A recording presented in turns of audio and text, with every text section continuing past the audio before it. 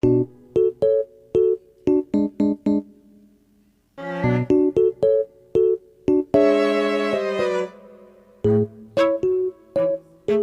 should be removed from schools?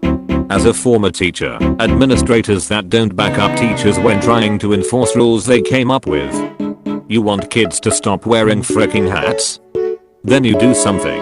I'm not wasting my time with that. The zero tolerance policy. Oh my god. I'm not even sure what zero tolerance policy you're referring to. But I'm gonna tell you a little story that I presented on during college in one of my education courses. One day, a teacher finds that an 11-year-old student has a gun in his backpack. The kid is immediately sent to the office. Now, under zero tolerance policies, this kid should be expelled. But would you like the rest of the story? That morning, the kid's father was wasted. He had a habit of being abusive towards his sons, but today was something that went above and beyond. He pulled out a gun and threatened to kill his two kids, but he passed out before he could do anything. The older of the two boys took it upon himself to get the gun out of the house and take it to adults he trusted, his teachers and principals at school. But he was discovered with the gun before he could turn it in. Regrettably, I forget the exact details of this story, but I promise you it was an event that actually happened, and not just some thought experiment. Shit like this is why zero tolerance policies need to be reviewed and updated. Teachers who are really just coaches. I went to a high school that was super big on sports. Think our football team had its own MTV reality show, and our games were on ESPN Big. So we had a massive coaching staff, and the school had to find teaching jobs for all of them. Few were good, but some were laughably bad. I had a history teacher thought John Adams and John Quincy Adams were the same person. And I was a hardcore creationist for a while, because my 9th grade biology teacher was so bad at teaching evolution, that I thought *THERE' no way this is correct. Those motivational posters with a picture of birds and some vague white text in a black border. Sacrifice your classmates to the bird. If they bully you, bullying is not allowed. Don't bully teachers who can't teach. I had a teacher that was like, I'm treating this like a college class. Buddy, we are freshmen and sophomores in high school. Everyone who has him is constantly confused, and I switched out of his class. I'll raise you one better. Teachers who refuse to teach. I had a Spanish teacher, who I think was fresh out of college, who would often not have lesson plans. I remember entire class periods that were study days, which I realized a few years later were I'm hungover so talk amongst yourselves for 50 minutes days. I legitimately don't remember learning a single word in Spanish that wasn't pewter. Decisions made by corporations trying to profit from education and requirements set by politicians with no idea what's best for students. The vast majority of new mandates do not benefit my students at all. If the money being spent to implement ridiculous programs were being spent on appropriate staffing, instead, I'd be a much more effective teacher. The best schools in the world offer teaching staff nearly equal proportions of teaching/planning time. Most American schools allow teachers to spend about 20% of their day on planning/grading, and the other 80% is contact time with students. My school requires nearly 90% of my day be spent with students. It's unreasonable to think I can be a fantastic teacher with that load. Group punishment. It's ridiculous, and half the time whatever that one kid did wasn't even punishable. All of the detentions I got was the result of group punishments. She didn't care that I was innocent. They should get rid of the rule of getting the same punishment as the attacker for defending yourself. That's complete bullcrap. I was fricked up 3 to 4 times in school because of this retarded rule. Some bastard tried to hit me for no apparent reason. In the end I got fricked up for trying to just defend myself and prevent injuries.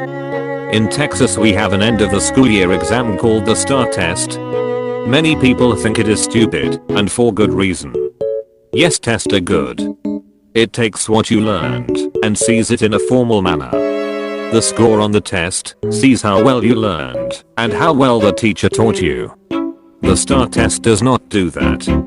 You have to take a test about everything you learned that year.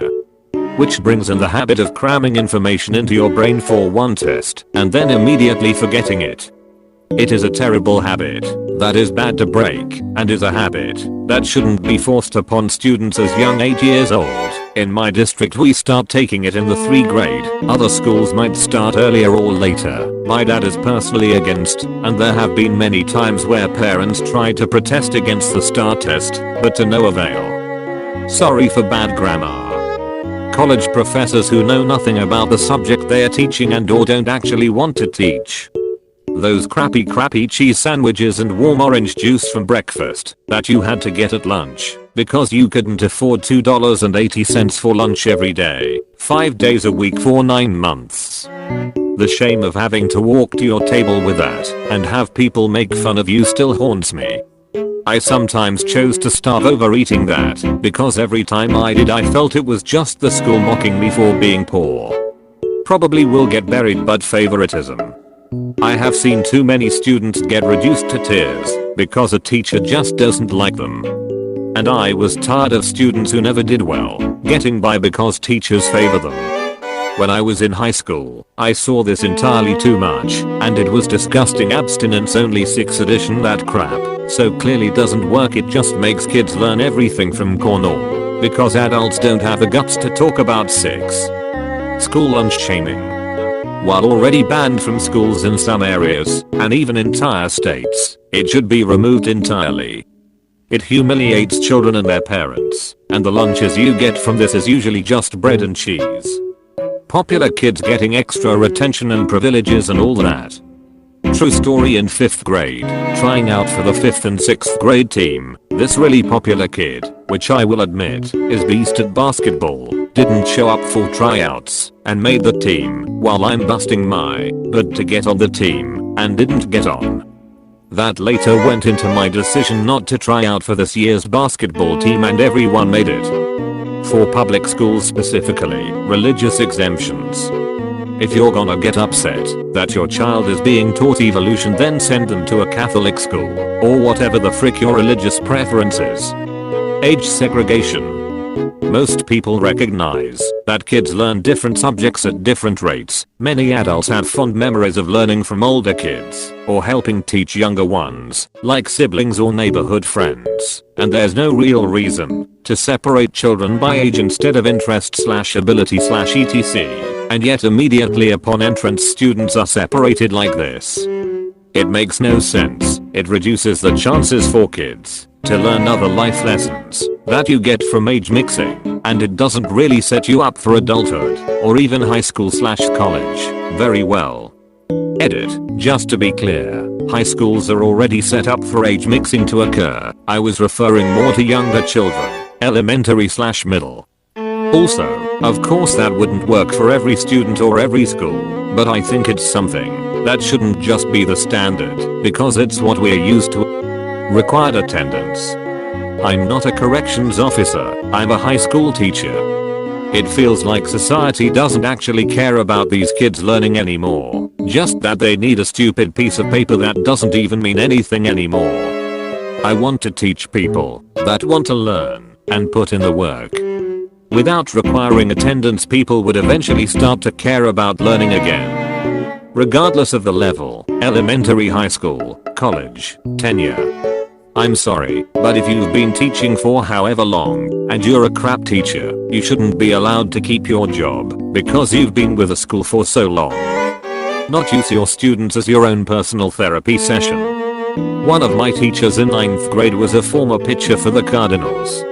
After that, he found out his wife had been cheating, and he would give us play-by-plays of dealing with it in court and how much it all affected him. The only reason they kept him was to be the baseball team's coach. Excessive amounts of exams. Unfortunately, Michael Gove seems to think fact recall is more important than demonstrating understanding of something through coursework. I wouldn't be surprised if he's the real-life incarnate of Professor Umbridge for doing that.